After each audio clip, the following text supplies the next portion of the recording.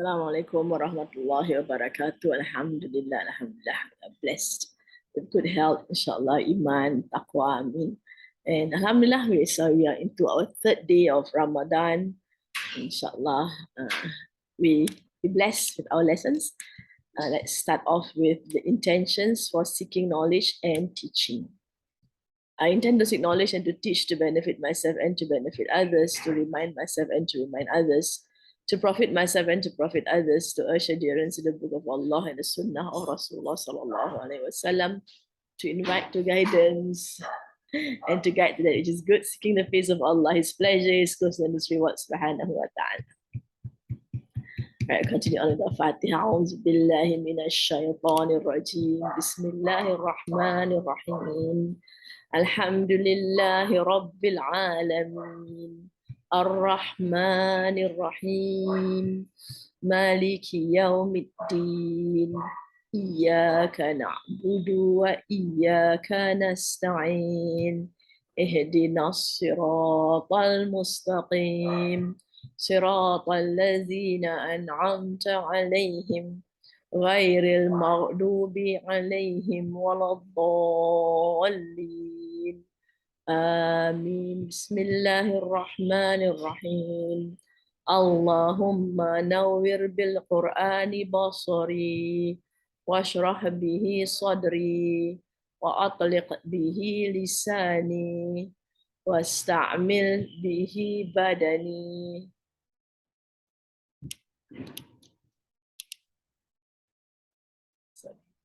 واستعمل به بدني وقوي به جناني وأسرع به فهمي بحولك وقوتك فإنه لا حول ولا قوة إلا بك يا أرحم الراحمين وصلى الله على سيدنا محمد وعلى آله وصحبه أجمعين بفضل سبحانك ربك رب العزة عما يصفون وسلام على المرسلين والحمد لله رب العالمين الحمد لله الحمد لله Bismillahirrahmanirrahim. Rabbi shrah li sadri wa yassir li amri wahlul 'uqdatam min lisani yafqahu qawli. Alhamdulillah, we are into our third week of Surah Al-Ahqaf. Surah Al-Ahqaf. Bismillahirrahmanirrahim. We did verses 1 to 7 in the last lesson. This surah starts off with two letters. Same, we know that this is the last of the 7 surahs, which starts off with the Hamim, and they are called the Hawamims. That means the plural of Hamim. As with all except 3 of the disjointed letters, the Quran is mentioned. We did go through explanation of the Hamim, but what is quite obvious to those who read the Quran, that these disjointed letters, or we call it huruf muqatta'at, right, would mention the Quran. Even in the 3 surahs which does not mention the Quran immediately after. The revelation of the book is from Allah, the mighty, the wise. So Allah subhanahu wa ta'ala presents himself as the mighty and the wise. So when we look at the words mighty and wise, we realize the powers of Allah subhanahu wa ta'ala, the strengths of Allah subhanahu wa ta'ala, and might we know also involves is that he's a cherished one. Right, and then the wise one, of course, he is wise because of his wisdom. He is able to reveal this book, and this book is book of wisdom because it comes from the one who is wise. Allah created the heavens and the earth and what is between them with truth and in appointed terms. And that tells us the might of Allah subhanahu wa ta'ala in being able to create the heavens and the earth and all that is between them, and with the truth. And it's going to be an appointed term. That means it's not going to be forever. This world is not going to exist forever. After a certain, when the time comes, which Allah has appointed, then all will be gone. Right. So it is of his wisdom. He has decided not to have the world forever. So with that fact that there will be a next world, and that this are facts which brings us to the understanding that there is a next world. right? With truth, he created this world, not with play. And with truth means if it's with play, then he just created it for nothing, for no good reason, right? Not the next, and then it will just be destroyed, and that's it. No. Those who disbelieve turn away from what they are warned. So they have been warned, right? Allah has warned them, but they turn away from it. Allah asks them to consider those they call on besides Allah. So now Allah engages them with their intellect. Okay, let's look at what you're calling besides Allah subhanahu wa ta'ala. Allah asked them to show a thing they created or their share in the heavens. So after Allah mentioned that He is the one who created the skies, the earth, and what's in between, and of course we know the Arabs are not only aware of that, they believe that Allah is the creator of the heavens, the sky, and the earth. Now Allah presents to them their gods and asks them, right, a proof that their gods created a thing.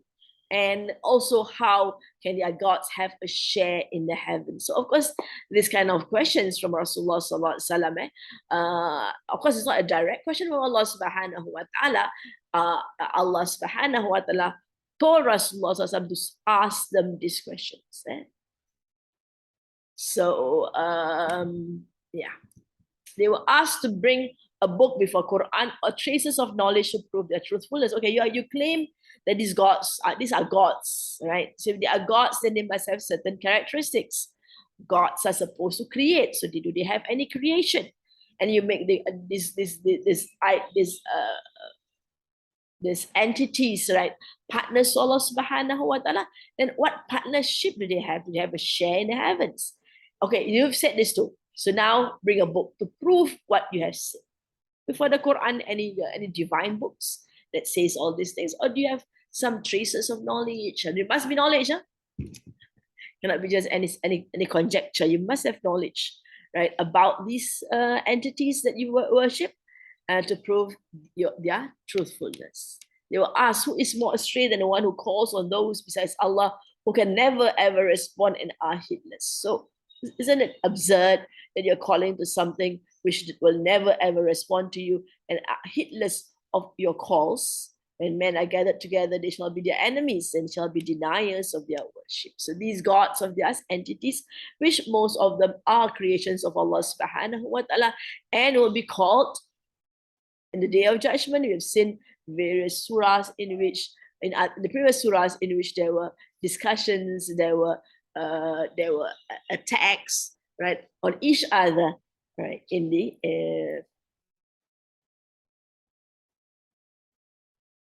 in the next world. And we saw in the Surah Yasin, Allah says that they will be an army, Jundum Muhtarun, right?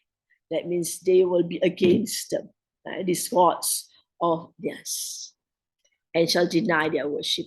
When the ayahs of Allah are recited, the disbelievers claim the truth is clear magic. So it's truth, but they claim it's clear magic. So that's why we stop. When the ayahs of Allah are recited, they hear the ayahs of Allah, but they claim it is clear magic. Okay, let's continue. Am yaquluna iftarahu. Am or. Yaquluna, they say. Present, future tense, mudari, and rafa. Iftarahu. He invented it. All right. Iftara here, right? Faraya is spelled madi, and it's understood to be he. It. He invented it. It is referring to the Quran. Qul, say, iniftaraytuhu. So qul is an instruction from Allah subhanahu wa ta'ala to Rasulullah sallallahu alaihi wasallam. Iniftaraytuhu. If, right, in is if taraitu. Now instead of iftara, which is he invented, right? If taraitu, there's a tu at the end, which is an I there. And it's past tense. If I invented it, it again refers to the Quran. Am yaquluna iftarahu qul in iftaraytuhu fala tamlikuna. Fala, they're not. Tamlikun, the word malik. Malik can mean power, can mean owner. So if you look at the sentence, the ta and the waw nun, you all, so fi al-mudari, and it's rafa state. You all have power for me, leave for me, min Allah, against Allah, a thing. Min Allah, against Allah, a thing. Right? Shay'an is a thing, mean it's from Allah, but in here is you have against Allah, a thing. Am yaquluna iftarahu qul in iftaraituhu fala tamlikuna li min Allahi shay'a. Huwa, he, a'lamu, he knows best, bima, with what, tufiduna, you spread, fail, so it's fawada, you, ta, and waw, nun, you all, again, mudari in its rafa state, tufiduna, fihi, in it, kafa, enough, bihi, with him, shahida, a witness, with him or in him, a witness, shahida. Shahida is, of course, nasab to emphasize. It is a nasab of emphasizing, of highlighting or exaggerating. Baini, between me, or bainakum, and between you. Huwa a'lamu bima tufiduna fihi kafa bihi shahidan baini wa bainakum wa huwal ghafurur rahim. Wa huwa, and he, Ghafur, most forgiving, Rahim, most merciful. All right. Or say they, he has invented it. Say, if I have invented it, still you have no power to support me against Allah. He is best aware of what you say among yourselves concerning it. He suffices for a witness between me and you, and he is forgiving, merciful.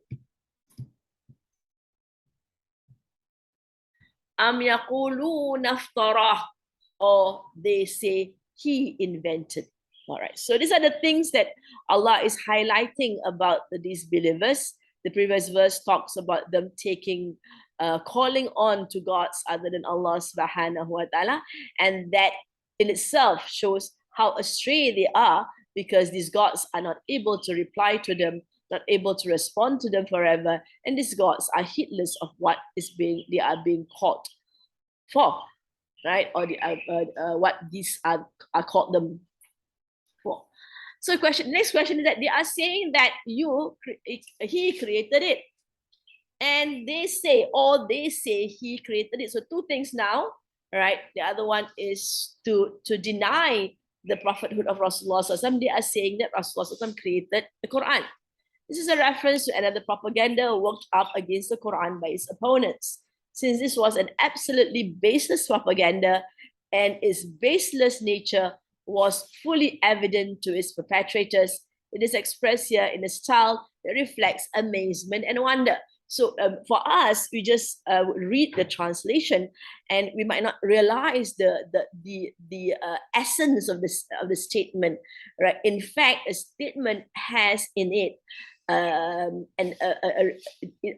as actually reflecting amazement and awe. They say he created it. Like, you know very well, there's no way he can create such a thing. First and foremost, he was not schooled, right? He doesn't go to a formal school where he can read and write, right? He has, of course, education. Education doesn't mean you have to go to school to be educated, right? But he is definitely not able to read and write. And if he can't read and write, how can he ever invent such a book? And next thing that they come to know, that they know that their contention is nonsense and baseless, is because the Quran in itself is a marvel of literature, right? And the Arabs have actually perfected literature, their forms of literature in various spheres, right? They've got, like, we have prose and poetry and things like that. They have their own genre.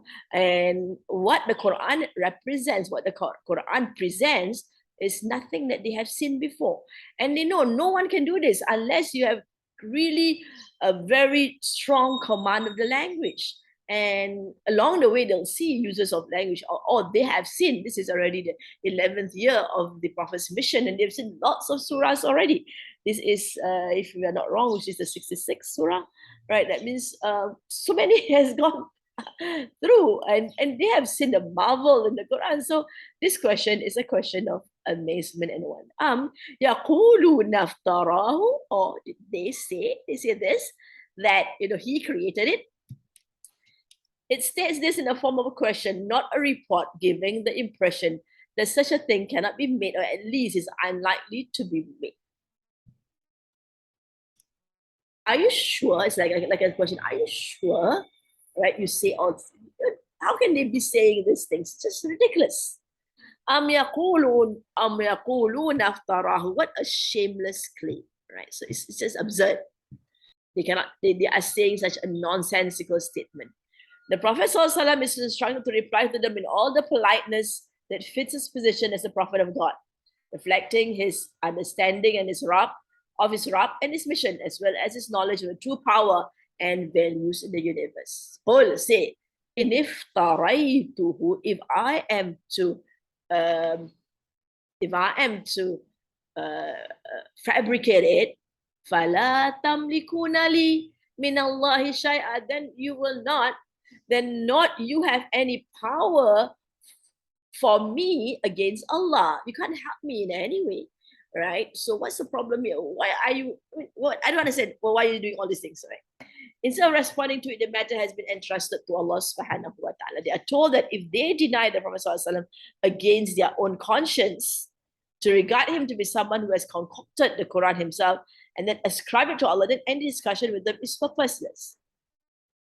Why is that so? Okay, let's look at the statement here that Rasulullah is making that is supposed to astound them, right? He is not bothered about what they say. They are claiming that that he has fabricated the Quran and claim that it comes from Allah subhanahu wa ta'ala.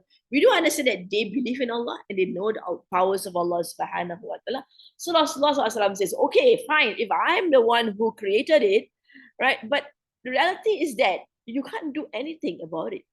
In fact, I am supposed to be responding, to be answerable to Allah subhanahu wa ta'ala, because I have, as you claim, I've concocted this, I've created this book and ascribed it to Allah subhanahu wa ta'ala. That means I've told a lie against Allah subhanahu wa ta'ala. So Allah will be the one who would deal with me, not you. That's what it means. Right? So to regard him to be someone who has concocted the Quran himself and then ascribe it to Allah, and any discussion with them is purposeless. That means I don't need you. It's not between you and me, right? It's between me and my God, because with me and Allah, because I have claimed something about Allah subhanahu wa ta'ala.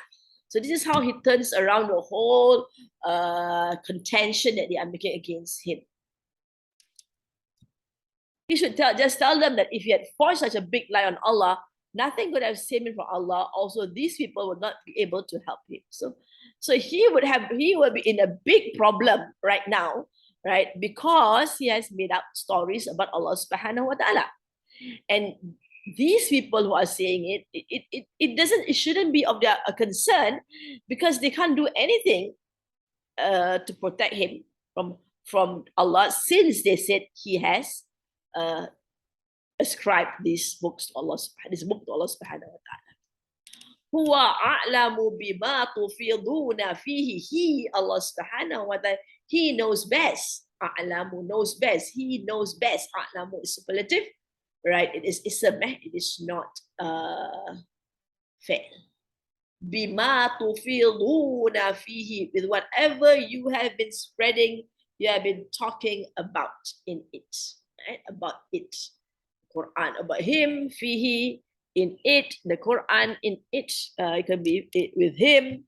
Right? To fill is from the word fall, to enter or to flow.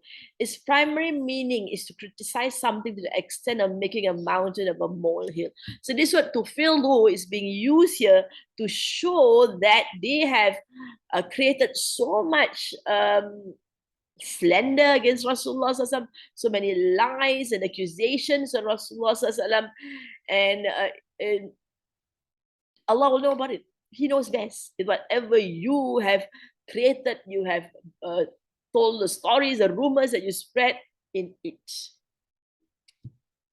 If someone falsely claims to be a prophet, Allah shall disgrace him, and no one may impede his disgrace and support him against Allah. So that's it. Obduracy and impiety results in diverse contradictory words and conducts. All right, so here he's saying that Allah knows best. Allah knows whatever you all have been saying.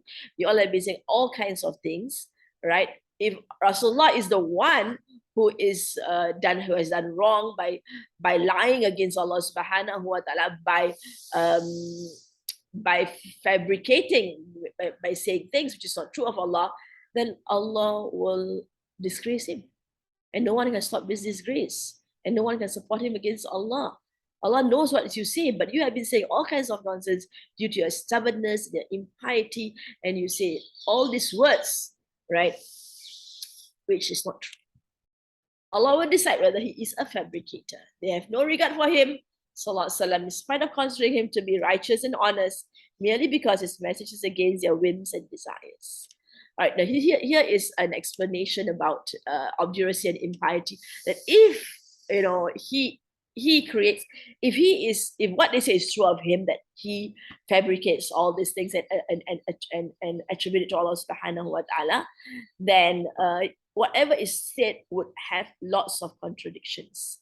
And they can see that there is no contradiction in whatever Rasulullah has said, and his conduct is not contradictory in any way.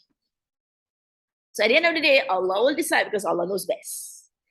The reality of these people is that they consider him righteous and honest, and yet they are not able to accept what he says just because what he brought was against their whims and fancies. We are aware that during the times of Rasulullah, even after he became a prophet, he declared himself as a prophet of Allah subhanahu wa ta'ala, those people who are against him, actually, when they go overseas for their business trips or whatever, they did still put their valuables with him because he's someone they can trust. Kafa bihi shahidan. Enough is in him a witness. I have no worries. Allah is enough for me as a witness. Enough with him a witness. Baini wa bainakum. So you leave it to Allah subhanahu wa ta'ala, right? You have nothing to say here. If your contention about me, right, is true, let's just leave it. Allah will decide. In this dispute, Allah suffices as a witness between the Prophet ﷺ and them. Since the contesting group is bent upon obduracy, stubbornness, animosity, and fraud, and is intentionally saying something which is against its conscience, then the only option left for a reasonable person is to end the debate by consigning the matter to Allah. So it's useless arguing with them. It's useless trying to show their faults because they are just stubborn and they are full of animosity and they are not true to what they are. They are fraudulent people, right? And they say things which they know is not true, which is against their conscience. So what's the use of engaging with them? Just leave it to Allah subhanahu wa ta'ala to decide. The civilized way at times induces a diamond addresses to review their attitude. So this is one way which shows that he is very confident, right? In the first place, if he fabricated against Allah, he will be punished by Allah. But right now, Allah knows he's not doing it. So he knows Allah knows what's the reality and what they have been saying, right? And enough is Allah as a witness. Allah witnesses what they say. Allah witnesses what he do. Allah witnesses his reactions. Everything is witnessed by Allah, and Allah will judge between both. Allah is a witness between him and between them. So Allah sees everything. Even if they are not influenced by this way, this is indeed a blessed way vis-a-vis preaching. So this is a good way to preach in our preaching, right? If people just are stubborn, trying to argue, which is baseless at the end of the day, no use arguing with them. Just forget it. Okay, you have your ways and I've got my ways, right? Goodbye. You go your way and I'll go my way. Thank you for that.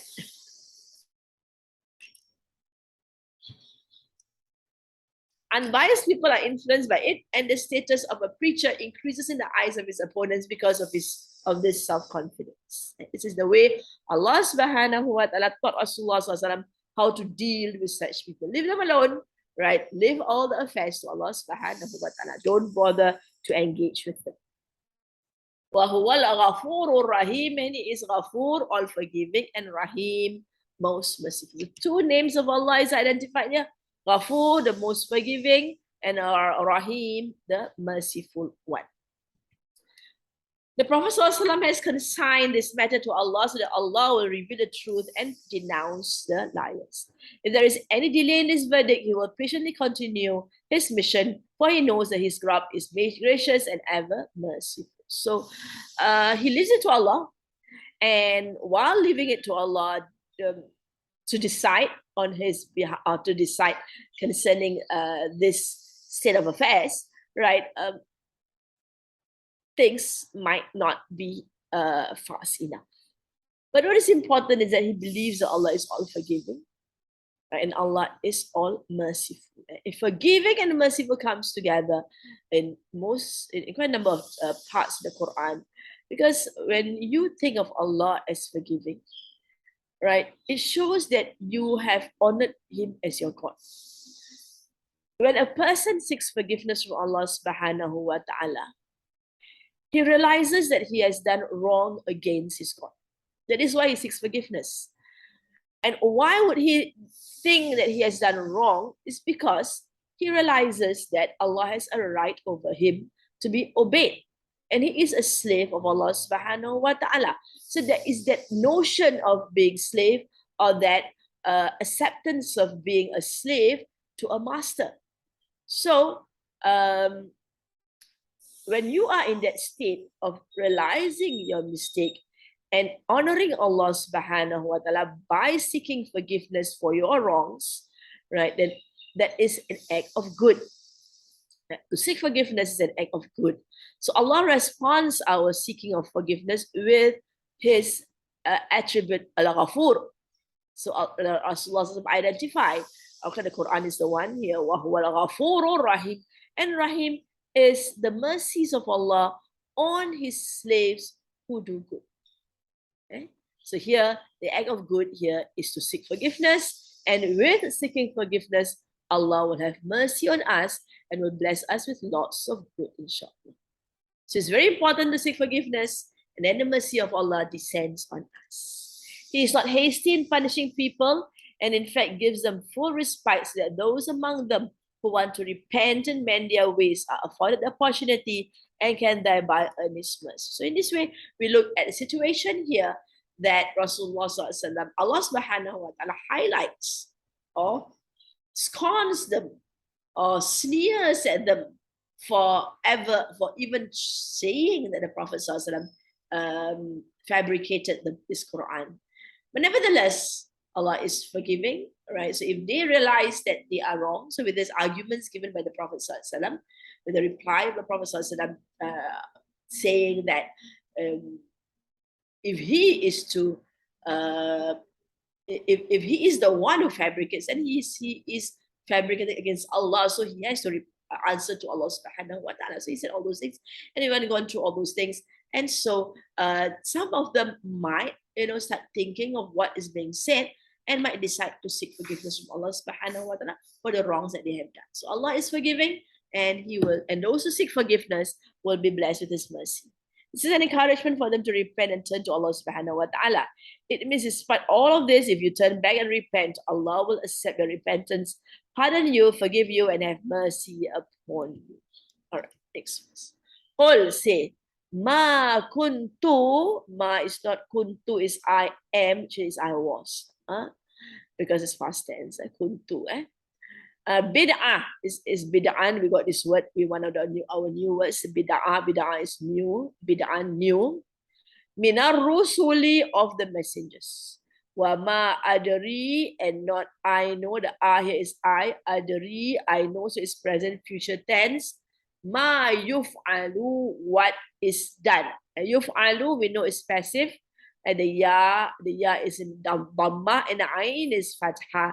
That is a passive structure, and it's passive mudari, and it is rafa because you have dhamma at the end, lu. Ma yuf'alu bi wala bikum, with me, wala, and not with you, bikum. Qul ma kuntu bid'am minar rusuli wa ma adri ma yuf'alu bi wala bikum. Right? So then it says, in attabi'u. In attabi'u illa. So we see illa here. So we know in means not. Attabi'u, I follow. You can see this is fi'il mudari. It is rafa. See the I is the ah here. All right. If it's past tense, you have a two at the end.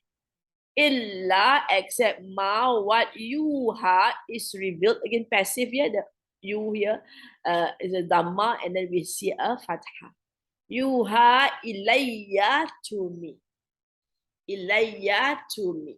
Wama, and not ana, I, illa, except nadhirun mubin, a clear word. Say, I am not the first of the messengers. I do not know what will be done with me or with you. I do not follow anything but that which is revealed to me, and I'm nothing but a clear warner. All right, say, ma kuntu bid'am minar rusul. Say, this is another instruction from Allah subhanahu wa ta'ala. Allah subhanahu wa ta'ala is teaching him how to respond. Not I new among the Rasuls, the messengers. There's nothing new about me. There's lots of messages that's come by. So Rasulullah is asked to tell his people that if they should remember that he is not the first human being who has been sent as a messenger. Many messengers have preceded him, and all of them were human beings. None of them was a superhuman being. It has remained the practice of Allah that no human beings, that two human beings are sent as messengers. You don't need angels to come down to be our messengers. Allah will put a human being as his messenger. So it's nothing new, right? What I am is not I am a new thing among the messengers, right? I'm one of those messengers. Wama adri, and not I know ma yuf'alu, what is done to me, be wala bikum, and to you. So he's saying, I don't have any knowledge of what's going to happen to me and to you. Rasulullah is also asked to tell them that he is not able to bring the punishment or as per their demand. Means they've been asking him to bring on the punishment if you are truthful, to bring back dead fathers if you are truthful, and things like that. And so Allah subhanahu wa ta'ala sometimes uses the passive form here. And not I know what you have, what will be done to me and not to you. Yes, claimed to be a messenger and not Allah who knows the unknown. So it's not Allah, it's not God, it's a messenger. He should further inform them that he fully acknowledges that he does not know how he will be dealt with by Allah, nor does he know how they will be dealt with by him. So he doesn't know, right, how Allah will deal with him, nor does he know how they will be dealt with by him. Right? So whatever is to be done is to be done. He gets on with the task of delivering his message. His job is just to deliver this message, and not because of any knowledge he has of the realm that lies beyond human perception. Not because of any information given to him, but what will happen to him, his people, or his message. He simply follows instructions, trusting his Rabb, submitting himself to him. So that's what it is. He's just a messenger, right? So he brings whatever he has to bring. He doesn't have any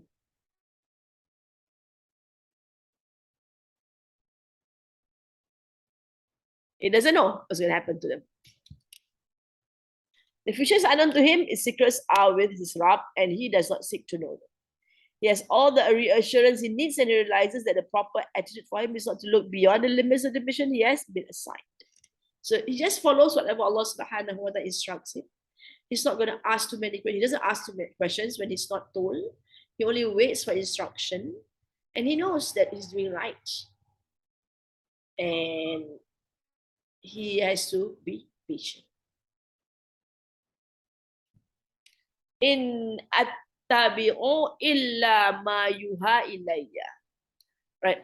Not I follow, but what is revealed unto me. So he's saying that I only follow what Allah reveals.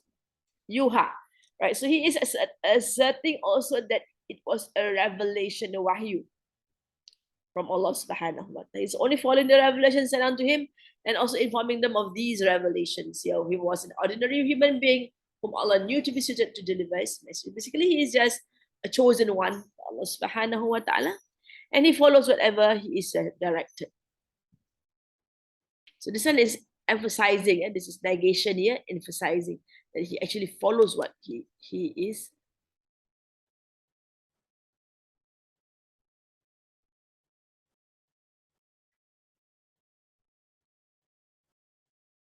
So Allah gave him revelations, and the Prophet carried out this. That is what a divine message is like. So that's why the divine is from Allah, right? Originates from Allah, and the Prophet ﷺ is to act on it and disseminate it. When the message of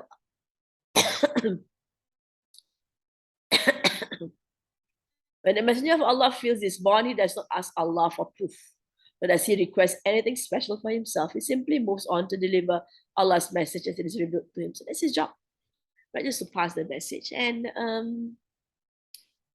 he doesn't question. He knows who Allah is. He believes in Allah. He has full trust in Allah subhanahu wa ta'ala. And he doesn't do things of his own accord, and he considering the religion. Wama ana illa nadhirun mubin, and not I but a clear warner. So I'm here to warn you all as well. His warnings are obvious to every person with sound intellect and reason. He is an open warner to them as per the directives of Allah, and that he has no responsibility beyond this or claims to be done.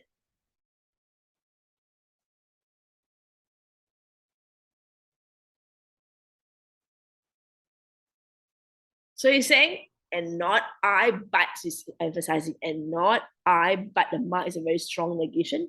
One, that's all I am. I'm a clear warner. Thus, if they want to debate with him, then it should relate to his real claim. And by raising irrelevant questions, they should neither put themselves nor others through bother. So don't waste their time saying things which doesn't apply to him. So basically, he's a warner. You want to listen, you listen. You don't want to listen, then you can go your way. Don't engage him with stupid questions. I'm just a warner. Imam Ahmad recorded that Kharija bin Zayd bin Thabit reported that al-A'la, a woman from the Ansar, had given her pledge of loyalty to Rasulullah SAW, said, when the Ansar drew lots regarding taking in the Muhajiruns to dwell with them, our lots was to brave Uthman bin Maz'un. Later, Uthman fell sick in our house, so we nursed him until he died. And we wrapped him in his garments for burial. Allah's messenger then came in and said, O Abu Sa'ib, may Allah have mercy on you. I bear witness that Allah has indeed honored you. All right, who is this Abu Sa'ib?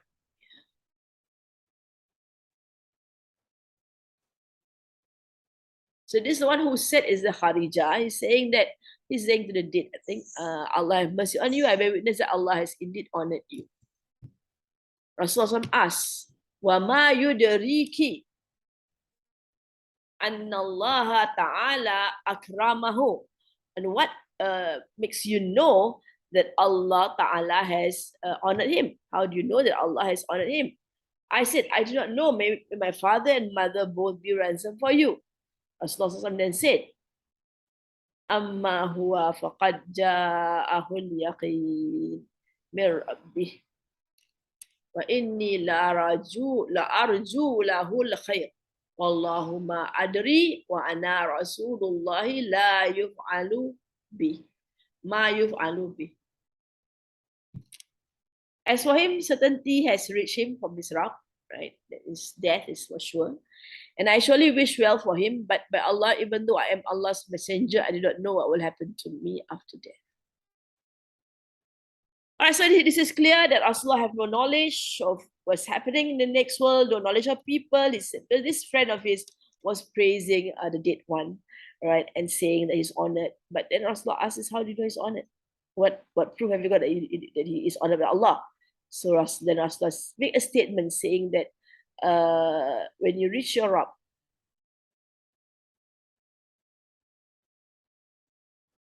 right? For sure he has died, and Rasulullah is just dua for him. But he says Allah knows best. He, as a messenger, cannot tell whether a person is good or not. A person might be outly good, but Nobody knows. And I said, never will I claim a person to be pious after this. This incident caused me some distress, and I went to sleep thereafter. And I saw in my dream that Uthman owned a running water spring. And Rasulullah SAW and told him about that. Allah's messenger said, Dalika amaluhu, that is his deeds. This was his good deeds. Al-Bukhari recorded hadith. So he said, this hadith highlight the fact that Rasulullah doesn't know, right? And he admits that he doesn't have that kind of knowledge. Certain things he knows, but not everything he knows. Let's continue. Qul, say, Ara'aytum, do you see? Ra'a, see, Ara'aytum, is do, Ra'aytum is passive. What's that passive? It's al-madi.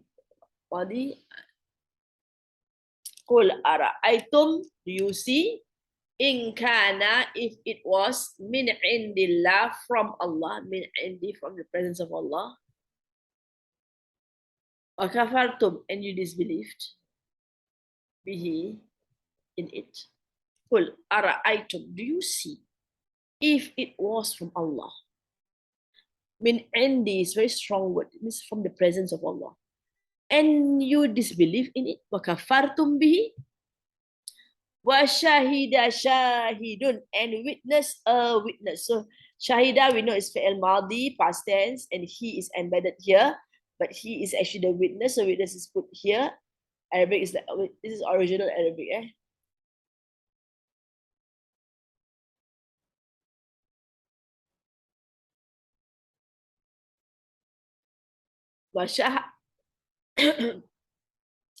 Washahada shahidum min bani Israel. So there is a witness from the children of Israel, ala mithlihi, on its like. Ala, on, mithal is like, he is its like. Fa'amana, then he believed. Wastakbartum, while he became arrogant. While you become arrogant. Taktum is you all become arrogant. Wastakbartum, one word kabir. Kabir is to be big. Ista is seeking bigness, seeking greatness, and that's arrogance.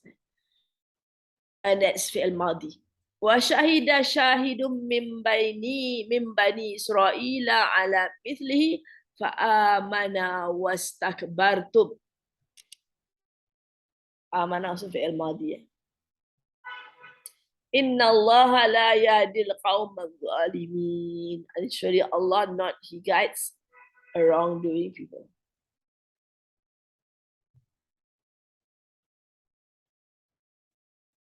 What do you think Allah will do if this book that I have come to you with is actually revealed to me from him in order that I convey it to you, and yet you disbelieve in it and deny it? All right, cool. Ara'aytum in kana min indillahi wa kafartum bihi. This is one of the arguments that is used to make people think, what is this argument all about? Allah subhanahu wa ta'ala asked Rasulullah to say, right, let's consider this situation now. If this book is really from Allah and you denied it, what's going to happen to you? See? What do you think that Allah will do to you if this book that I have come to you with is actually revealed to me from him in order that I convey it to you, and yet you disbelieve in it and deny it? So what's going to happen to you? Now, Allah is your God. You believe in Allah. Right? Now, you are accusing me of fabricating this book. But what if this book, right? Give a situation. If this book is really from Allah, right, and then you deny a book from Allah, what's going to happen to you? Right, so this is always a question. Some people don't believe in God. So, okay, let's say I believe in God. I believe in the next world. Right? If my belief in God and in the next world doesn't exist, or it's not true, I'm just creating it, as as a writer said that God is a creation of man. That a man needs God, and so man needs to believe in a higher power to help him resolve lots of issues in his life. That's what is said by this person after reading up about God. Comes to the conclusion that God is a creation of man. All right. So you are saying that I'm wrong. Whatever I believe in is not right. Now, what if it does exist? What if God doesn't exist? Fine. All of us will just die and become dust, finish. Right? As if God doesn't exist. But what if God exists? What's going to happen? What is your state if God exists? And all this that has been said is true. That there is a hereafter, that there will be day of judgment, there will be heaven and hell. Where will you be? Ask yourself. So isn't it better that you actually believe, right? Learn up and believe in God. And believe that He, as our creator, has been kind to us, been merciful to us to send down this message to us. So they asked the consider, what if this book is really from God and you deny it, what's going to happen to you? So the answer to the conditional statement is suppressed here, right? So there is no if. What this suppression is pointing towards the fact that this answer encompasses such horrible consequences as are unable to be expressed in words. So what does this mean? The question is, what if this book is truly from God and you disbelieve it? What's going to happen to you? But no answer is given because it really, really means you are in for it. That's it. All right. Because you're going to meet Allah subhanahu wa ta'ala with denial of his book, and you have to suffer the consequences of your actions. So it's a statement, it's a question that it's a conditional statement that does not require an answer, for it in itself has given its answer. Rasulullah is asked to communicate to these people that they are very stubbornly denying this book and are regarding it to be concocted by him. So what's going to happen then? Sorry, not completed there. وَشَهِدَ شَاهِدٌ مِّن بَنِي إِسْرَائِيلَ عَلَى مِثْلِهِ. And a witness from and has witnessed, and a witness witnessed and witnessed a witness. That means there's this particular witness who witnessed, and this particular witness is from the children of Israel on the likes of it. That means he has witnessed something similar to the Quran. This particular person here who has witnessed and something similar to the Quran. The previous scriptures that were revealed to the prophets before him, all testified to his truthfulness and authenticity. So the Mufassirin here is telling us that the previous books, right, Zabur, Taurat, and the Injil, right, testify to the truthfulness of the book, right? Because he's saying that this person witnessed, he's from Bani Israel. So Bani Israel have access to, of course, Taurat. Zabur is a book of Nabi Dawud alayhi salam, and of course Injil, the book of Nabi Isa alayhi salam. So mentioning Bani Israel brings us to understand that the book that is referred to, mithli means the likes of it, likes of the Quran. That means these are all divine books, right, which are known by the children of Israel, by a particular witness among the children of Israel. They have prophesied well in advance about things similar to that which this Quran informs of. So whatever is in the Injil, in the Torah, the Zabur, right, has similarities with the Quran. There's no doubt about it. It is what Allah subhanahu wa ta'ala, Surah Al-Baqarah, has said, right? They know the book as well as they know their own children, their own sons. That means it's very obvious to this Jews or the Christians, even there were Christians during the time of the Prophet Sallallahu, people of the book, right? Allah never just mentioned the Jews alone, but people of the book. They knew very well that this book is a book from God. That is divine in nature. Because despite the fact that their books have been adulterated in many ways, but they are still present in the books of Allah, right? Some messages that is quite clearly saying that that the Quran is divine. The surah then puts before the disbelievers a witness who is close at hand and whose testimony is particularly relevant because he belongs to an earlier divine religion whose followers are aware of the nature of revelation. So now Allah brings forth a witness who witnesses, right, a book which is of the same nature of the Quran, and he's from Bani Israel. This verse may refer to one or more of the Jews who, knowing the nature of the Torah, recognized the Quran and had the same nature as earlier. Recognized that the Quran had the same nature as earlier revealed books, and therefore declared themselves believers in Islam. Right. So we have not gone on to that part. So basically, Allah highlights His people, and they have seen the Torah and they have seen the Quran. They could easily have said that yes, for sure, the Quran is the book of Allah. Now, a particular person is mentioned here. The verse may refer to a situation that took place when the Prophet was still advocating his message in Mecca, when a small number of followers of earlier divine revelation religions adopted Islam. The next verse, which I have not included, mentioned that he actually believed. Right. So, who is this particular witness? So, there are a few questions concerning who this particular witness is. Right. Could be a situation of because this surah is a surah in Mecca, right? So it could be one of the situations in which some Christians who came down to Mecca, right, believed in the book of the Quran.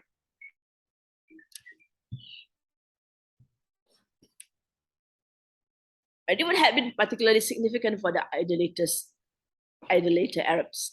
Now, the people of Arabia would find it thought-provoking, right? When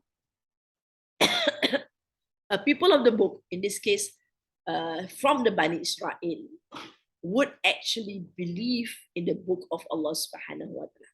If that is the case, then this particular child of Israel, Bani Israel, this particular Bani Israel, are aware of the divinity of the Quran because they have access to divine books. So they could see similarities in the two books. Hence, the Quran refers to it more than once, delivering a strong counter argument to those idolaters who rejected the divine message without any basis. For Amana, then he believed. I was supposed to mention this first. Was takbartum, while you became arrogant. So people of Bani Israel, they have the book of Allah. They could see the Quran is of the same caliber, same genre as the book of as Taurat, and they believe in the Quran straight away. But you all here, Allah is referring to the the idol worshippers. You became arrogant instead of accepting this book, which is divine in nature, and knowing that it's divine as a characteristic is quite obvious to you, knowing that it cannot be fabricated by Rasulullah SAW, but you became arrogant instead of believing in it. The surah uses a style in presenting its argument to them. Have you thought, what if this Quran is really from Allah and you reject it? Its aim is to shake the stubborn rejection and raise a fear within them concerning the eventual result. So since there is a possibility the Quran may really be from Allah, as Muhammad SAW says, should they not take precaution, or else the rejection of it brings them to a terrible end. So taking such precaution is all the wiser, considering that one or more of the people of divine faith confirmed that the Quran is of the same nature as earlier revealed scriptures, and followed this by declaring their belief in it. So here is again looking back at the question that was the question that was proposed to them, right? If you consider one that you consider, the situation, fact that this book might be from Allah and you are not abiding by it, then what's going to happen to you?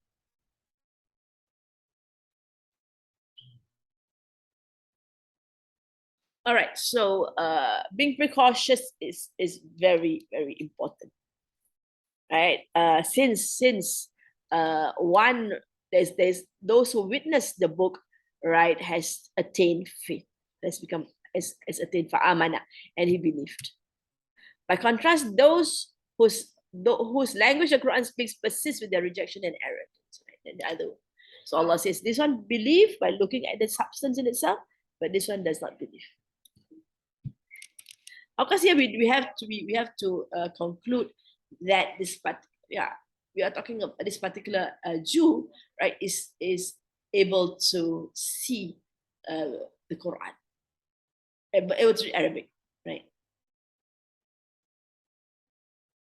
There are a few opinions on who this witness is. Some say it's Abdullah bin Salim, others suggest Musa alayhi salam, and others say it's referred to anybody in Israel who believes. Okay, so Abdullah bin Salim is many has not accepted this claim because Abdullah bin Salim was a Jew, and he became Muslim as soon as he saw Rasulullah entering Mecca, and he's a Jew in Mecca. So sorry, a Jew in Medina. So when during the migration, when Rasulullah entered Medina, he went out to look at Rasulullah, and straight away he knew that this was the prophet predicted in the previous books. So some scholars disagree with this opinion because this is before Hijrah. So before Hijrah, it cannot be talking about Abdullah ibn Salim. Some say Musa saw the book and Musa believed, right? But again, rejected by a number. Another say it's just any Bani Israel. Another opinion is that it is Isa with the following reasons. We're going to look at another opinion which says this particular witness is actually Nabi Isa alayhi salam. So first reason, Isa alayhi salam has said that the special purpose of his advent is to clean the way for a Kaaba.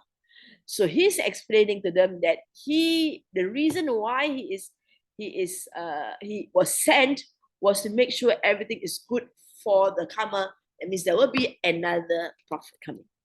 After him, Muhammad was sent as the last prophet and the last messenger. For this reason, this Kaaba can only refer to him and no one else whatsoever. So that's strongly that this person is Isa alayhi salam because Isa has a work to do before Muhammad comes. A study of the Gospels reveals that just as before the advent of Isa alayhi salam, the Prophet Yahya alayhi salam was sent to give good news of his arrival. So Nabi Yahya was born first, and then Nabi Isa was born, and Nabi Yahya confirms the presence of Nabi Isa alayhi salam. So similarly, before the arrival of Muhammad, the last prophet Isa was sent to clean the way for a Kaaba. So Isa came to make sure that it will be easy for Rasulullah sallallahu alaihi wasallam. The real topic of the Gospels, which is discussed in them in various styles, is the good news of Muhammad sallallahu alaihi wasallam. So there are passages in the Gospel, right? The Gospel is supposed to be the engine, and shows they come in a few styles that tells us that Rasulullah was the prophet.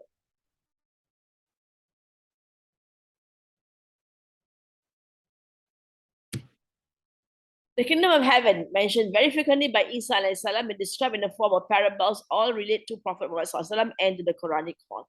So the scholars of Islam has gone through the book, the Gospel, and they come to conclude that Nabi Isa, when he's always mentioning kingdom of heaven, he is actually mentioning the Muslims or Rasulullah and his followers.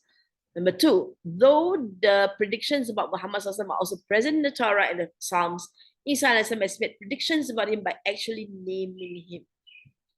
In Surah Saf, this is referred to thus. Allah tells us what Nabi Isa said.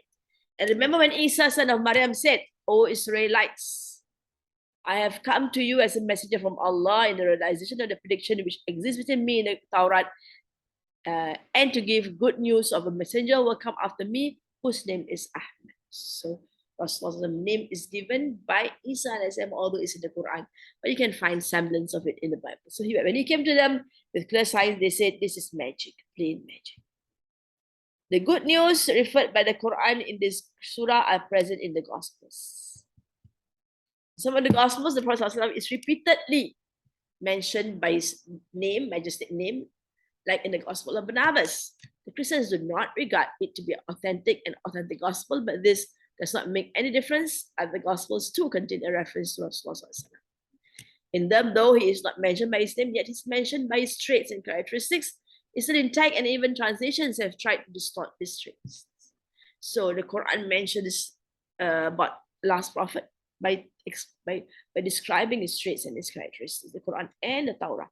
That is why people like Abdullah ibn Salim, right, could recognize Rasulullah as soon as he saw Rasulullah. I mean, he knew that this is definitely the Prophet of Allah subhanahu wa ta'ala. And we have also Salman, as we mentioned a few times, Salman al-Farsi, who traveled from his land in Persia to learn about this God, about true religion. And along the way, he was told that a prophet will appear soon. And he was given the characteristics of the prophet and also the things that the prophets do. All right, so people like even the father of Safiya, the wife of Rasulullah sallam, he also went to see Rasulullah when Rasulullah sallam reached Mecca, but he and his brother denounced, although they know it was true. We have this story related by Safiya, wife of Rasulullah. A person who honestly reflects on these traits will be compelled to acknowledge that they refer to no one other than Rasulullah. So he's saying that there's enough evidence. Now in the Quran, even if you read it is translated, you can find references to Rasulullah. So that is second reason, right? That he is a witness. This particular witness who witnesses is Nabi Isa alayhi salam. Isa alayhi salam has mentioned very clearly the Quran, the message of the Quran, and the nature of this message, the dominance of his message in the world, and the various phases of this dominance. So Nabi Isa has talked about the Quran before. Examples from the Bible, Isa said to them, have you never read in the scriptures, the Rabb has done this, and it is marvelous in our eyes. Therefore, I tell you that the kingdom of God will be taken away from you and given to a people who will produce its fruits. The kingdom of God is the religion of Allah. Right? It will take it from the Bani Israel who were entrusted with it and failed, and will give it to another group of people. So that's what it means.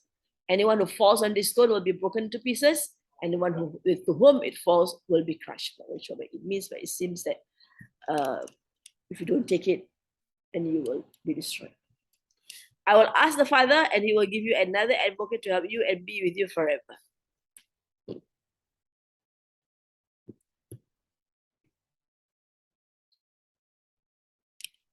All right, so this is what Nabi Isa sometimes referred in the Bible, in the Injil, he refers to Allah as the Father. I think that most probably that's why they say it's the Son of God.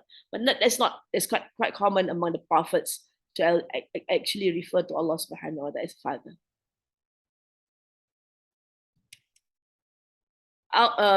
And he will give you another advocate to help you and be with you forever. So that is Rasulullah sallallahu alaihi wasallam. Be with us forever is that his teaching is with us forever, right? We are always with him, although he's not present physically. I will not say much more to you, for the prince of this world is coming. He has no hold over me. So again, this is prediction from Nabi Isa alayhi salam. There are numerous parables which depict the gradual expansion and growth of the Islamic da'wah. One of these parables, which is also referred to by the Quran, is thus. He told them another parable. The kingdom of heaven is like a mustard seed, which a man took and planted in his field. Though it is the smallest of all seeds, yet when it grows, it is the largest of plants, garden plants, and becomes a tree, so that the birds of the air come and perch on its branches. All right, this is a reference to Islam. Okay? That is special, that it grows, and from a small entity, it grows to a big entity. And animals and many will benefit from the Muslims. Among people who are true Nazarenes and as such were followers of Simon, the true successors of Isa alayhi salam, professed faith in the Quran with great zeal after it was revealed, and the Quran has attributed them in very majestic words. In Surah Ma'idah, this group is mentioned thus. You will find that most of the Jews and the idolaters to be the most blatant enemies of the believers. The worst of enemies are the Jews and the idolaters, and find the nearest in affection to them those who say we are Nazarenes, people from Nazareth, right? They say they are Nazarenes, This is because there are priests and monks among them, and because they are free from arrogance. I said the Nazarenes are a group of Christians, right? Who Allah explained that these Nazarenes have got priests and monks among them, and they are free of arrogance. So they believe in Allah subhanahu wa ta'ala. When they listen to that which has been revealed to the messenger, you see their eyes filled with tears because they recognize the truth. They cry out, Rabb, we profess truth. So count us among the witnesses.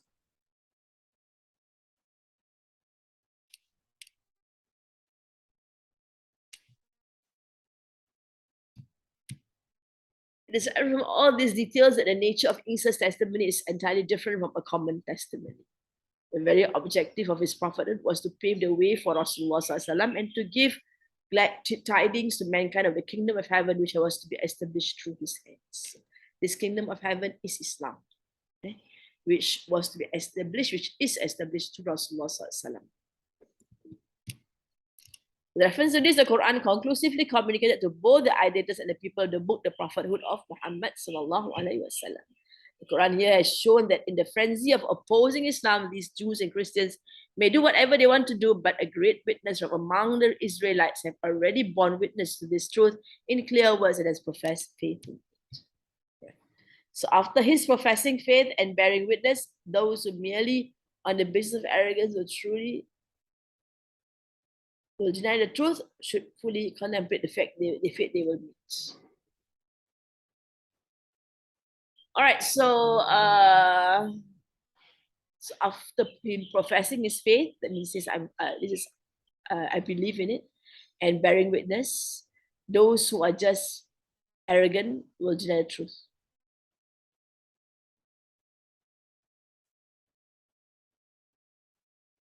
Inna Allah la yahdil qawm al-zalimin. Surely Allah, not He guides a people zalim.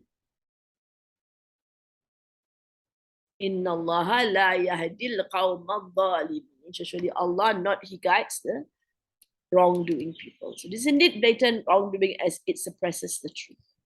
It deserves Allah's punishment. So Allah has given a scenario here, right?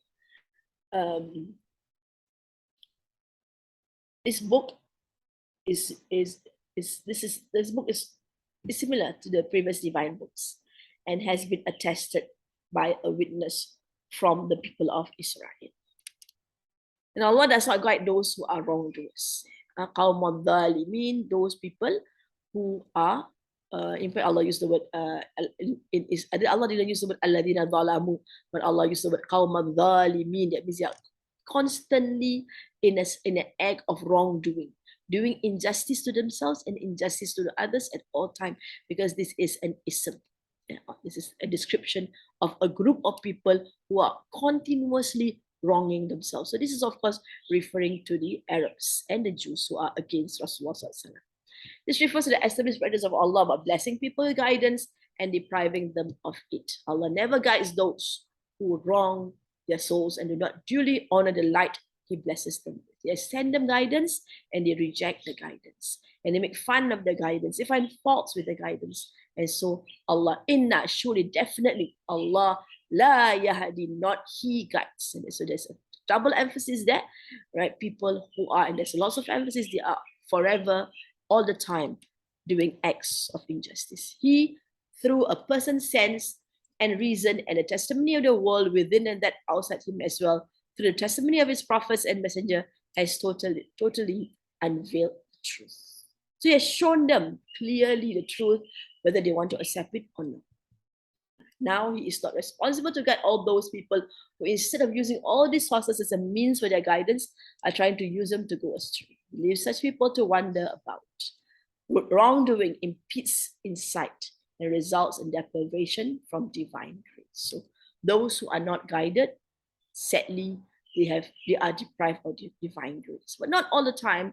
That is why the Quran is there. The Quran is continuously engaging these people to think about the reality of their lives, to realize the presence of Allah subhanahu wa ta'ala, and to live life as slaves of Allah subhanahu wa ta'ala, because we trust Him and we believe in what he has said. The Quran is there to prove that Allah has given men a choice, freedom of choice, right? By engaging them so that they will eventually believe in Allah and the Book of Allah and Rasulullah. All right, let's recite and record.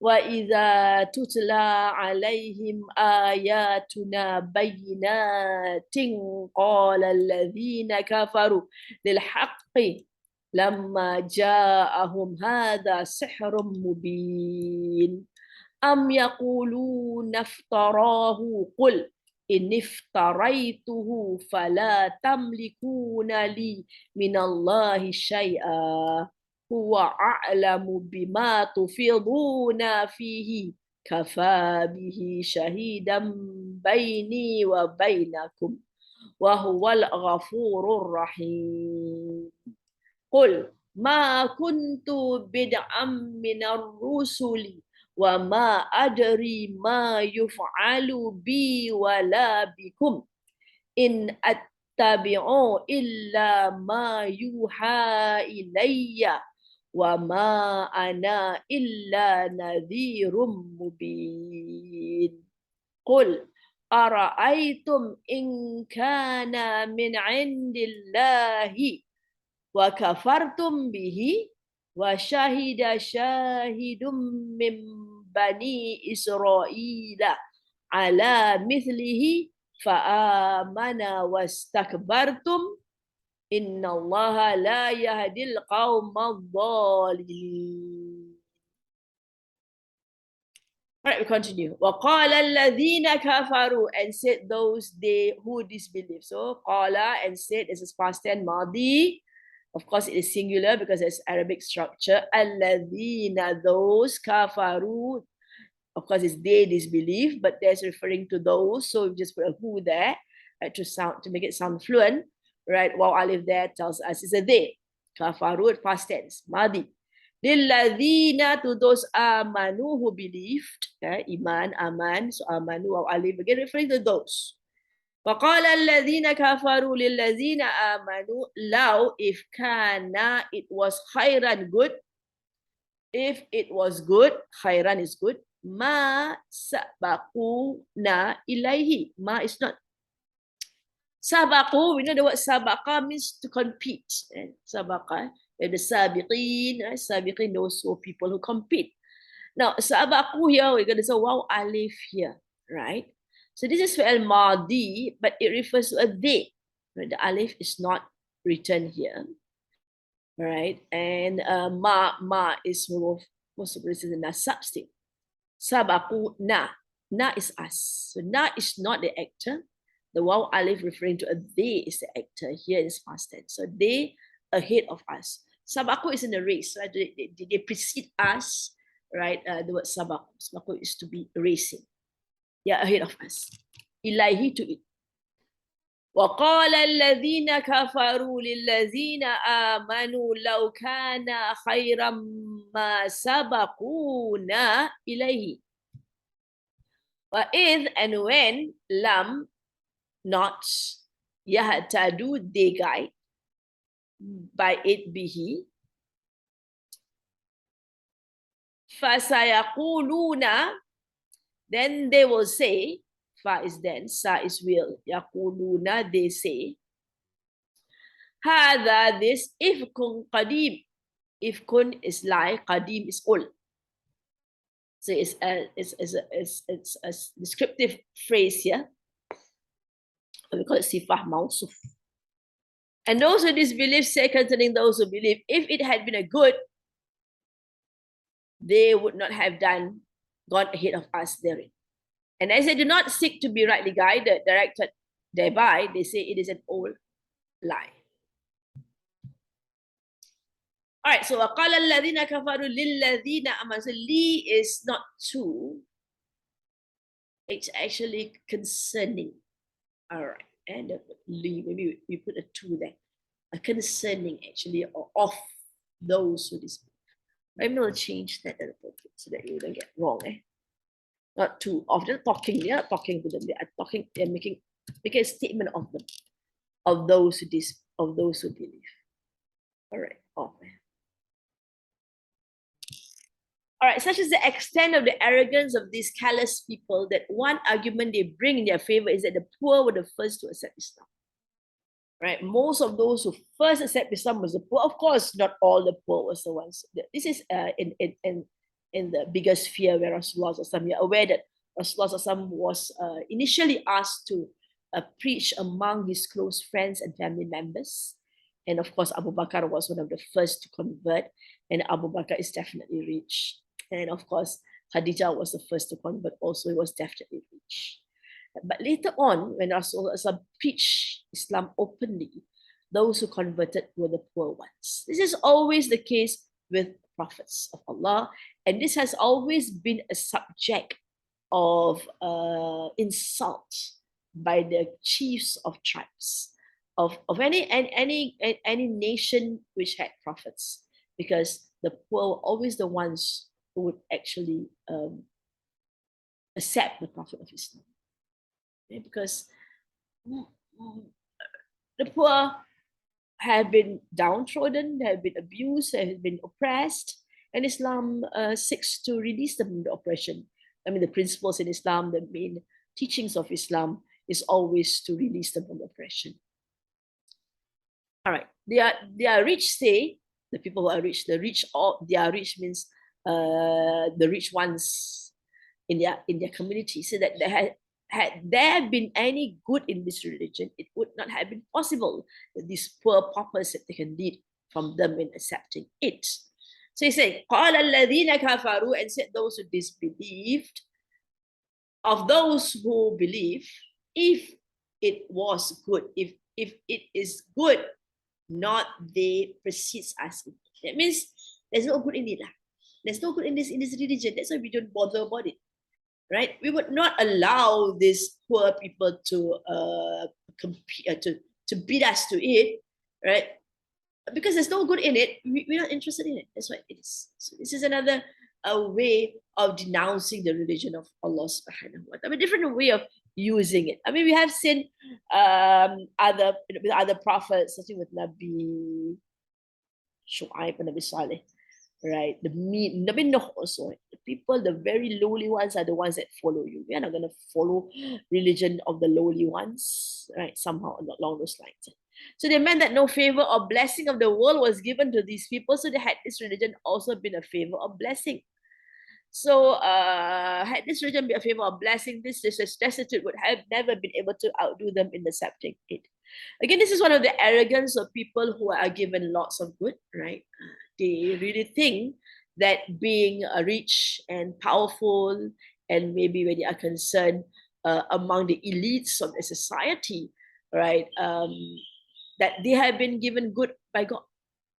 So since they have been given lots of good already, it's quite obvious, since they're thinking, it's quite obvious that they could see that this good would go to them, because they are blessed people. And these poor people who has got nothing good with them, and they are so poor, right? They are slaves. They should not be getting this, because it is not good as well they're getting it, because they are just people who doesn't get anything good. This is the argument. So their outdoing them is evidence of the fact that there is no good in it.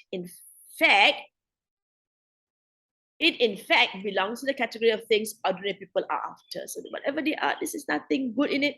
They are just simple-minded people. Among the earliest Muslims were those who were poor and weak in Meccan society. The arrogant elders of the Quraysh, this was a point of weakness. They boasted that Islam being good, we would have been the first to recognize its goodness. These others could not have preceded us in following it. So given our position as knowledge and understanding, we are better equipped to determine what is good. So it is their contention, their reasons to explain why the religion is no good in the religion. That is why we are not after it. And in fact, look at who are after it, poor people in our community. So it's evident from the contextual indication that Alladhina kafaru refers to the affluent among the disbelievers, whose arrogance is mentioned in the previous verse. And Alladhina amanu refer to the poor and destitute among the believers. So we have explained that in that context. It is evident from the words, وَإِذْ لَمْ يَهْتَدُوا بِهِ. We have not gone through this verse.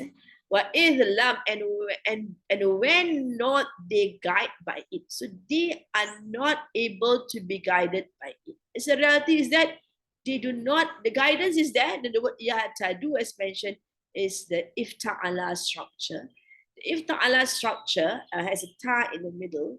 The ta in the middle tells us that they have made a choice to be guided. The guidance is given, but you need to make a choice. So there is a free will there for them to be guided, but here they are not. And when not, they are guided, right? They guide themselves by it. That means they reject the guidance. And when they have rejected a clear truth, then in order to appease their conscience and to fool others, they will have to fabricate more excuses. They will say that this is lie, is an ancient one. This argument which they want to give by regarding it to be an ancient lie is that it is falsity, is a proven fact. If the day of judgment was to come, then why has it not appeared? It is being mentioned ever since a long time, but never has it manifested. So they're saying that it's a big lie, old lie. They have said it centuries ago. I mean, with Nabi Nuh, right? And if it is really true, by now the end of the world would have come, but it didn't come. So it just shows that it's a big, big old lie, right? That is being said. All right, that's what it is. And when not they make themselves be guided by it, so they are not able to be guided by it, then they will just say it. First, they keep on saying it. This is an old lie, right? So this is how they try to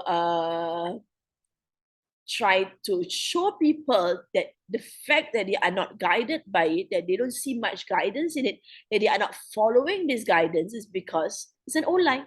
And we had this explanation in the previous statement. So instead of obtaining guidance from this light, these people have led themselves in error.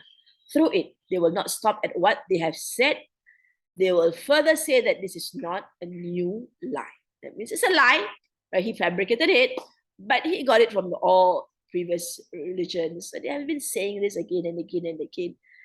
They don't seem to somehow, that's why the Quran brings them through the various punishments of the various nations who rejected the Prophet. Somehow that in itself is not enough proof for them, right, to accept Rasulullah or to even be wary of the consequences of rejection of the prophets of Allah subhanahu wa ta'ala. So the reality is that why are they so stubbornly holding on to their beliefs when it's so clear? The truth is so obvious, as the Quran has said. The truth is clear. It's just their desires, right? Their position, their status, the fear of losing their status. One of the, as mentioned here also, one of the reasons why the rich Arabs are not able to accept the teachings of Rasulullah is because he says all are equal. Islam says all are equal, and the best of people, the most honored of people are those with taqwa. They can't have that. They're not going to sit beside a poor man.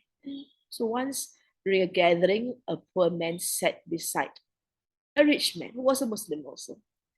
But the rich man was disturbed by the presence of the poor man. So Rasulullah mentioned that he has a little bit of jahiliyyah left in him. That means he still has that arrogance, right, with him.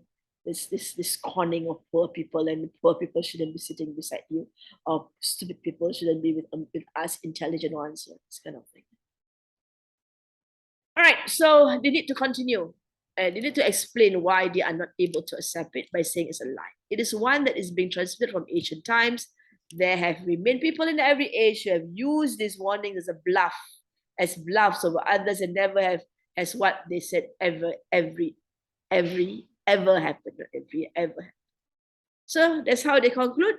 They didn't look at the punishments that were meted out on these people that was highlighted, by Allah subhanahu wa ta'ala in various surahs, and also not only highlighted, but bring their attention to it that they themselves see and know the consequences of rejection of the Prophet. So they need to find ways and means to denounce the religion. They will further say that the day of judgment with which they are being warned never came, nor will it ever come. The lie of these people have been exposed, and for this reason, they are not going to be bluffed by them. Not going to be fooled by these people. When stopped them from what actually stopped them from accepting Islam was not any doubt that they had about it, or that they did not recognize how good and sound it was, but rather the fact that they were too proud to follow Muhammad's lead. One reason, right? The Arabs, this is the reason of the Arabs. The elite Arabs consider Nabi Muhammad not among the elites. He is just an orphan. Why should it go to an orphan and not to us? We are more deserving of it. We are much wiser than him, right? In the Arabic political scene, there is always a shura. Shura is a group of elders or a group of wise people who would lead the country. All right. And of course, along the way, if you choose people who are supposedly wise, and usually the rich are chosen, right? And they actually would be corrupted and would use their position to corrupt others and to make mischief. And so they don't see Muhammad SAW as one of them, and to admit to following Nabi Muhammad SAW would be an insult to them. Like we have Abu Jahl. Abu Jahl could not accept Rasulullah as a prophet. The only reason he gave was that because they are from competing tribes, and they compete in giving water to the Hajis. They compete in doing good. And now the tribe, the Hashemites, have brought forth a prophet. They kind of compete there. So to accept Nabi Muhammad as a prophet would be an insult to their tribe. So they're very tribal, as we know. With the Jews, all right, they are not accepting Nabi Muhammad because he's Arab. They cannot accept him because he's Arab. And they have always hoped that the last prophet will be a Jew. Although we can see from the verse that from Nabi Isa alayhi salam that the kingdom of heaven is transferred from the Jews. They can't accept that, right? They still insist. This is one of the most obvious. They don't accept what Isa alayhi salam said, right? Because whatever he said is against what they want. So similarly, they reject Rasulullah SAW. First reason for rejection of Rasulullah because he's an Arab. Second reason they rejected him, one of the reasons that rejected him was because he receives message from Jibril. They don't like Jibril because when they are concerned, Jibril is very vindictive, always bringing rules and regulations that would stifle their life on earth. They especially feared any loss of their social position or their economic privileges, and that is also the reason, right? Allah has highlighted this also a few times. They fear, they are being honored as the custodians of Mecca, of Masjid al-Haram. They fear that if they remove all the gods, then people will not come for pilgrimage. They fear that basically they don't have much trust in Allah subhanahu wa ta'ala. And basically they fear the loss of their position. That is why we have Abdullah ibn Ubay in Medina, right? Abdullah ibn Ubay was supposed to be elected as a leader, but when Islam came to Medina, Rasulullah was elected as a leader. He was very upset, very angry about that. But he needed to keep up appearances that he actually continued to, he pretended to be a Muslim. He's one of the hypocrites. So because he feared the loss of his social position and economic privileges. So in Mecca, they denounced it completely because they are in that state when Rasulullah was not able to take over the country. And of course, in Medina, they pretend to be Muslims because they didn't want to lose their position. Moreover, they were proud of their ancestors and what they believed in. So there are a few things that stopped them from taking over Islam or accepting Islam. First, to be led by Nabi Muhammad. Second, to lose their social economic status. And third, their loyalty to their ancestors. By contrast, those who are quick to respond to the call of Islam paid little attention to such considerations. So they saw the truth, and with the truth, they have put aside all these considerations that the arrogant ones had. Pride always prevents the arrogant from listening to the voice of sound nature. It precludes them from accepting the truth. Pride and arrogance always make people stubborn, urging them to seek hollow excuses and make false claims about the truth and its advocates. They will never acknowledge that they are wrong, and they put themselves at the center of life as if they were the pivot around which life itself turns. وَإِذْ لَمْ يَهْتَدُوا بِهِ فَسَيَقُولُونَ هَذَا إِفْكٌ قَدِيمٌ. And if not, they be guided by it, or they guide themselves by it, then they will keep on saying this is an old bluff. They have not acknowledged the truth, and there must be something wrong with it. They could not make a mistake. Try to impress on the masses what they feel of their own infallibility. That means there's nothing wrong with them. The problem is the thing, they can't accept it because it's a lie. All right, let's stop there.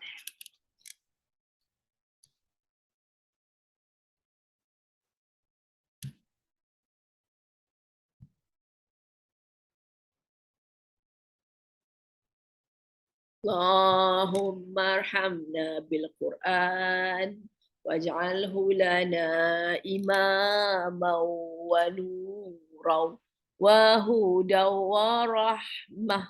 اللهم ذكرنا منه ما نسينا وعلمنا منه ما جهلنا وارزقنا تلاوته آناء الليل وأطراف النهار واجعله لنا حجة يا رب العالمين. اللهم استودعك ما علمتني فردده إلي وقت حاجتي إليه فلا تنسينيه يا رب العالمين. بسم الله الرحمن الرحيم.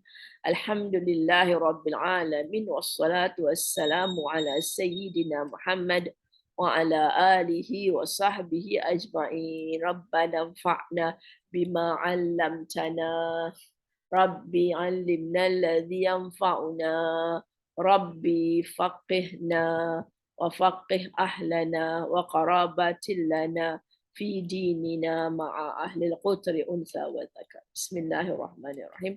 والعصر إن الإنسان لفي خسر إلى الذين آمنوا وعملوا الصالحات وتواصوا بالحق وتواصوا بالصبر. سبحانك اللهم وبحمدك نشهد أن لا إله إلا أنت نستغفرك ونتوب إليك. سبحانك اللهم وبحمدك نشهد أن لا إله إلا أنت نستغفرك ونتوب إليك. سبحانك اللهم وبحمدك نشهد أن لا إله إلا أنت نستغفرك ونتوب إليك. السلام عليكم ورحمة الله وبركاته.